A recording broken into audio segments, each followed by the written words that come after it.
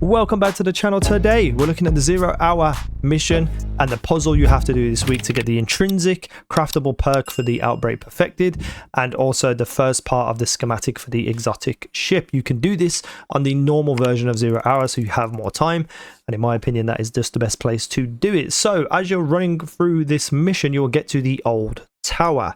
In this area there is a brig enemy. That's where you're going to know where you are. Kill everything in this room, wipe it all out. Now, towards the entrance of the room where you came in, there's like a walkway above you. Get onto that walkway and there's a little panel there that you can activate. This gives you temporary clearance granted buff in the bottom left hand corner. This timer here sometimes doesn't go down at all, so I don't know what is indicative of that actual buff going away. However, it is timed, so just keep a eye on that. Run over to the other side of the room and you'll find like a little mechanism on the floor that's showing a hologram of a Siva symbol. In that Siva symbol there are certain parts that are highlighted. You then need to find the tablet that matches up with that highlighted part, shoot it with your Outbreak Prime, run back to the mechanism. It will show you a different set of highlighted parts of that same symbol. Find that tablet and shoot that with the Outbreak Prime, and then shoot the last one. The tablets are all in the same place. It's just going to have different symbols on them, so just make sure you're looking at the symbols, but you can see where all of the actual tablets are. And me shooting them right now, that is part 1. After you've done this, it will accept the sequence. Then you have to run through the entire mission. So I'm doing this on the normal version, and if you don't know the pattern for the burning floor, you can follow me on screen right now. It's basically a bit trickier than the legend one because you have to go back on yourself. Once you get through it, you're going to run over to the left and there is a room, a singular room with loads of switches in. Now, I don't know what indicates the order of these switches, but the order that you press them is inside the room. You go from the first front right to the front left. You then run outside and press that switch. Then when you go back into that room, it's the back left and then the back right. And then exit that room, run down a couple of doorways and press the switch. You can see it all on screen right now. Just a few tips for the final boss. The footage you're seeing is normal, so it's not that difficult. But I will say, if you're doing this solo on the legend version, you're going to need about 8 to 10 minutes, depending on how good you are. So you have to get through the mission very, very quickly.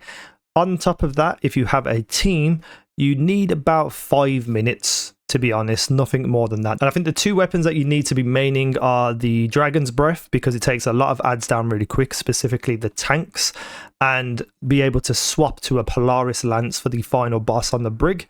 If you've got a Golden Gun Celestial, that really helps too, but I would suggest having at least 1 Well of Radiance or 2 Well of Radiances so they can feed off each other, and potentially having a tether. Tether's not that important. However, there is a section where once you take the boss down enough, a servitor spawns with a whole bunch of shanks. That servitor needs to go down quick. I suggest using the Dragon's Breath on it. Hitting it directly can take half health off to 3/4, depending on how accurately you hit and how much propellant you have. Once that's down, you can kill all the little extra shanks and such things like that, just to make things a little bit easier. Obviously, a tether will make that even easier. Once you kill the initial boss and he runs away and hides, tanks will fall down. 2 Dragon's Breath, 1 to the left, 1 to the right, will be enough to kill them. If you place it right underneath their legs, so it gets all of them and all the explosion damage hits all the legs, you're going to take them out really quickly. Then it's just about taking out the servitor and obviously the brig, and that's where Polaris Lance comes in, because if you've run out of heavy, running around trying to find heavy on the floor is not that great of an idea, because the amount of things that can kill you. Polaris Lance, you know, if you keep hitting those shots, you're going to be getting your ammo back. It's going to be doing explosion damage and stuff. It's just a really solid weapon. However, I will say on legend, the boss, the brig, will burn the floor underneath you. Sometimes you won't even see it because it glitches through the floor. But as soon as you start to burn, you have to move, because it's almost instantaneous that he will kill you. So you don't want to be dying over and over again. You just want to keep moving and using the Polaris Lance.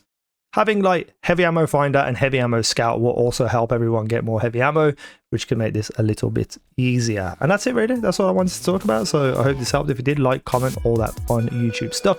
Thank you for watching. I've been Easy Now. You guys have been awesome.